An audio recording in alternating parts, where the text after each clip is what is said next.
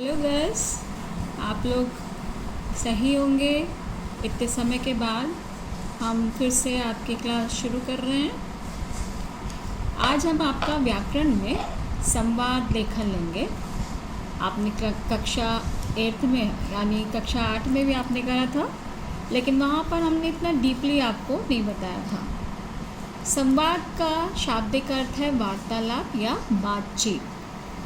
संवाद दो शब्दों से मिलकर बना है, सम और वाद। सम का मतलब होता है ठीक प्रकार से यानी भली प्रकार, और वाद का अर्थ होता है कहा हुआ यानी ठीक प्रकार से कहा हुआ।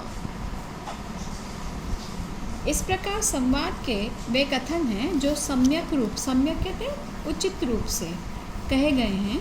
संवाद के लिए आवश्यक है कि वक्ता मीन्स बोलने वाला और श्रोता यानी सुनने वाला आमने सामने हो, यानी एक दूसरे के साथ हो। लेकिन आज का युग जो है इलेक्ट्रॉनिक मीडिया का युग है। विज्ञान ने संवाद के ऐसे साधन खोज निकाले हैं कि वक्ता और श्रोता आमने सामने नहीं भी होते हैं तो भी वो संवाद कर लेते हैं, जैसे टेलीफोन के माध्यम से, मोबाइल के माध्यम से, ऑडियो वीडियो कॉन्फ्रेंसिंग आदि के द्वारा। तो ये आज की जो टेक्नोलॉजी है उसके माध्यम से भी हम संवाद कर सकते हैं। संवाद छोटे भी हो सकते हैं और बड़े भी हो सकते हैं, जैसे आपके एकांकी, नाटक, फिल्मों की जो पटकथा होती है वो बड़े बड़े संवादों के उदाहरण में है। ये संवादों के लिखित रूप में उनके अनेक पात्र होते हैं।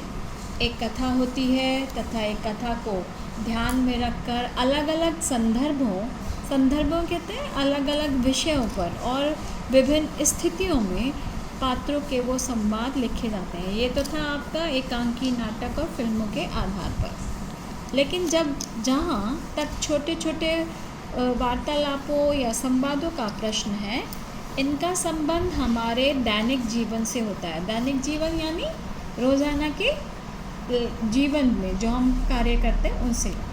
आप जानते हैं कि समाज में मनुष्य अलग अलग स्थितियों, संदर्भों में अलग अलग लोगों के साथ मिलता जुलता है, तो उनके संवाद भी उन्हीं के आधार पर अलग अलग हो जाते हैं। इन संवादों के माध्यम से वक्ता और श्रोता अपने मन की स्थिति और मन के भाव को व्यक्त करने का अवसर मिलता है।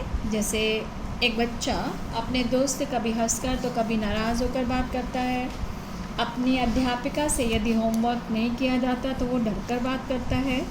अपनी माँ से प्रेम और आदर के साथ बात करता है। तो ये एक बात करने का माध्यम है, यानी आप कैसे कैसे विभिन्न परिस्थितियों में आपके संवाद होते हैं, और संवाद अवसर के आधार पर ही परिवर्तित होते हैं। जो भी हम बातचीत करते हैं तो वो किसी स्थिति, किसी अवसर के आधार पर ही होती है। कहने का तात्पर्य है कि संवादों के माध्यम से विभिन्न भावभंगिमा कहते हैं एक्सप्रेशंस, यानी जो हमारे भाव होते हैं उनको हम व्यक्त करते हैं, जिन्हें लिखित भाषा में व्यक्त कर पाना संभव नहीं होता। इसके लिए हम कोष्ठक यानी ब्रैकेट्स का प्रयोग करते हैं। जैसे हम संवाद लिख रहे हैं, राम ने गुस्से में कहा, तो गुस्से जो आपका शब्द है वो क्या आ जाएगा, ब्रैकेट में आ जाएगा। तो हमें संकेत मिल गया कि वो कैसे बात कर रहा है, गुस्से से। तो इस प्रकार के संवाद लेखन के लिए हमें निम्नलिखित बातों को ध्यान में रखना चाहिए। जब हम संवाद लिखते हैं तो कुछ जानकारियाँ हैं जिन्हें हमें महत्वपूर्ण जानकारियों को ध्यान में रखना होता है। पहला है आपका संवाद लेखन की भाषा सरल तथा संक्षिप्त होनी चाहिए। संक्षिप्त यानी लिमिट होनी चाहिए उसकी, यानी कि बहुत बड़ा चौड़ा सेंटेंस हम लिख रहे हैं। ओके। संवाद लेखन में रोचकता का पुट अवश्य होना चाहिए, थोड़ा सा इंटरेस्टिंग होना चाहिए।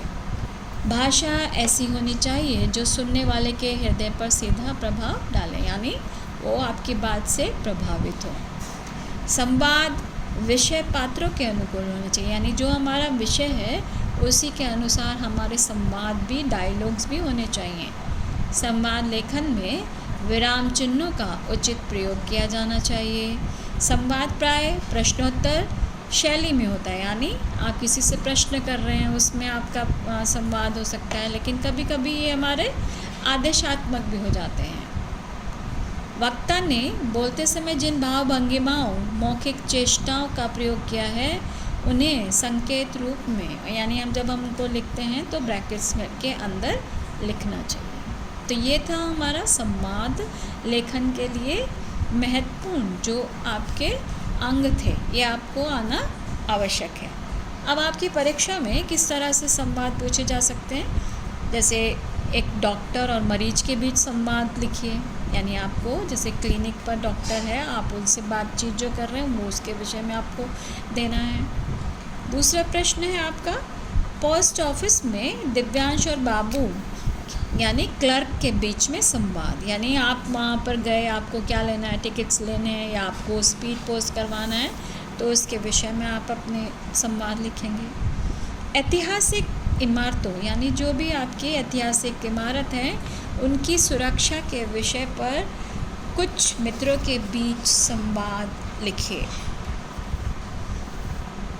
प्रदूषण के कारण हरियाली समाप्त होने पर दो वृक्षों के बीच होने वाली काल्पनिक संवाद, यानी आप कल्पना कीजिए कि दो पेड़ कैसे प्रदूषण के कारण परेशान हैं और चारों तरफ हरियाली ख़त्म हो रही, तो वो कैसे अपने संवाद बोल सकते हैं, तो उनके विषय में आपको लिखना है। उम्मीद है आपको ये समझ आ गया होगा।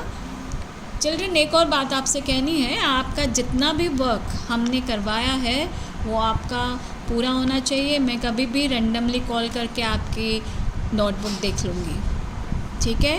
और अब थोड़ा सा एक और हम वर्कशीट देंगे साथ में, जो कि आपकी इसी टॉपिक के आधार पर होगी, आपकी बैक एक्सरसाइज पर नहीं होगी, वो आपके मार्क्स होंगे उसमें।